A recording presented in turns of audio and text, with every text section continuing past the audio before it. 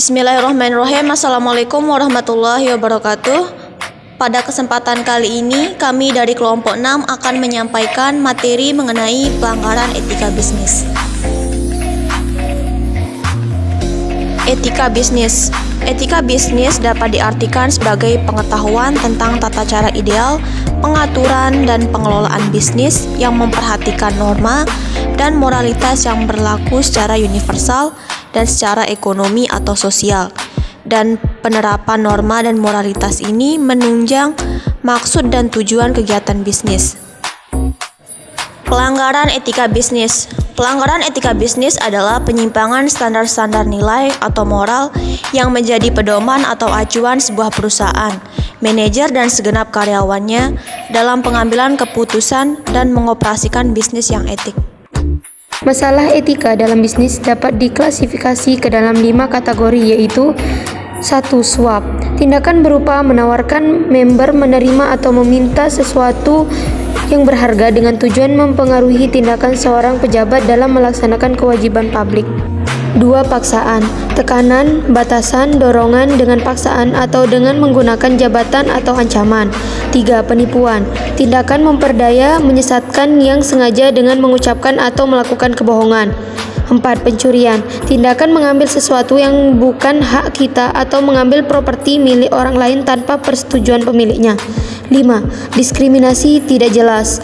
Perlakuan tidak adil atau penolakan terhadap orang-orang tertentu yang disebabkan oleh ras, jenis kelamin, kewarganegaraan atau agama.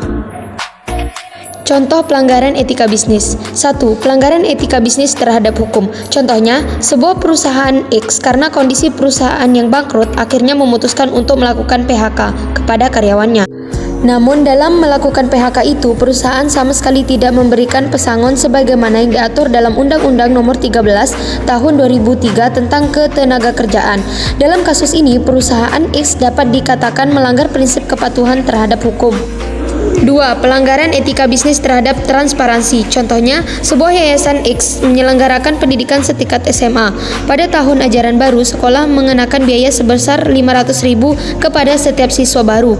Pungutan sekolah ini sama sekali tidak diinformasikan kepada mereka saat akan mendaftar, sehingga setelah diterima, mau tidak mau mereka harus membayar.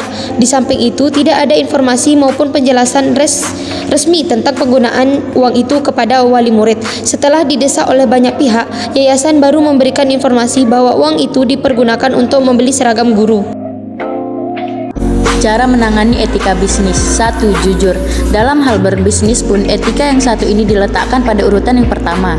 Jika seorang pebisnis tidak memiliki kejujuran, kemungkinan besar bisnis yang dijalankannya tidak akan berkembang. Kejujuran ini juga berlaku dalam hal pemasaran.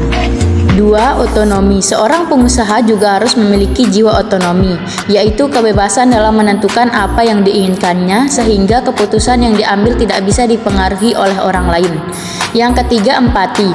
Perasaan di mana bisa merasakan perasaan orang lain. Sebagai seorang pengusaha, kita tidak boleh berpura-pura tutup mata alias tidak peka dengan lingkungan sekitar.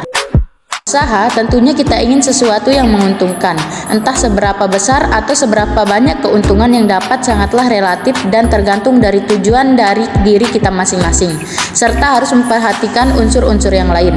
Yang kelima, adil. Seorang pengusaha harus memiliki sikap adil terhadap siapapun, tidak peduli status maupun jabatan orang lain. Begitu juga ketika memberikan gaji untuk karyawan yang harus adil. 6. Integritas. Integritas merupakan salah satu faktor yang menentukan bagaimana harga diri seorang pengusaha, bagaimana menjalin hubungan sosial dengan orang-orang sehingga usahanya dapat berkembang. Prinsip-prinsip etika bisnis menurut Charles Roundtable adalah 1. Tanggung jawab bisnis dari shareholders ke stakeholders, bahwa perlu adanya perubahan paradigma tentang tujuan perusahaan dan fungsi eksklusif perusahaan terlihat dari teori keagenan atau agensi teori. Pada prinsip ini, perusahaan memiliki tujuan menghasilkan barang dan jasa untuk menciptakan kemakmuran bagi masyarakat secara luas, bukan hanya terbatas untuk kepentingan shareholder pada pemegang saham. 2. Dampak ekonomis dan sosial dari bisnis menuju inovasi, keadilan, dan komunitas dunia. Bahwa kegiatan bisnis tidak semata mencari keuntungan ekonomis, tetapi juga mempunyai dimensi perlunya menegakkan keadilan dalam setiap praktik bisnis. Di samping itu, prinsip ini juga menyiratkan bahwa kegiatan bisnis ke depan harus selalu didasarkan atas inovasi dan keadilan. Semua pihak harus menciptakan suatu iklim dan kesadaran agar aktivitas bisnis dapat berjalan secara global melampaui batas-batas suatu negara menuju suatu kesatuan masyarakat ekonomi. Kesimpulan, etika bisnis dalam perusahaan memiliki peran yang sangat penting, yaitu untuk membentuk suatu perusahaan yang kokoh dan memiliki daya saing yang tinggi, serta mempunyai kemampuan menciptakan nilai yang tinggi. Diperlukan suatu landasan yang kokoh.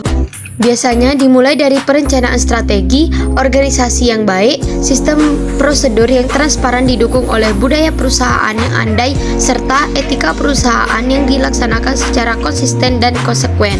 Dalam menjalankan suatu bisnis tentunya etika menjadi salah satu dasar yang sangat diperlukan. Tetapi pada kenyataannya banyak pelanggaran yang terjadi terhadap etika bisnis itu sendiri. Seperti fenomena yang sempat viral di sosial media. Sebuah pelanggaran etika bisnis di pabrik masker yang memperjualbelikan masker dengan tidak higienis dan masker bekas pakai yang mereka dapatkan dari rumah sakit. Sekian dari kelompok kami. Jika ada kesalahan mohon dimaafkan. Assalamualaikum.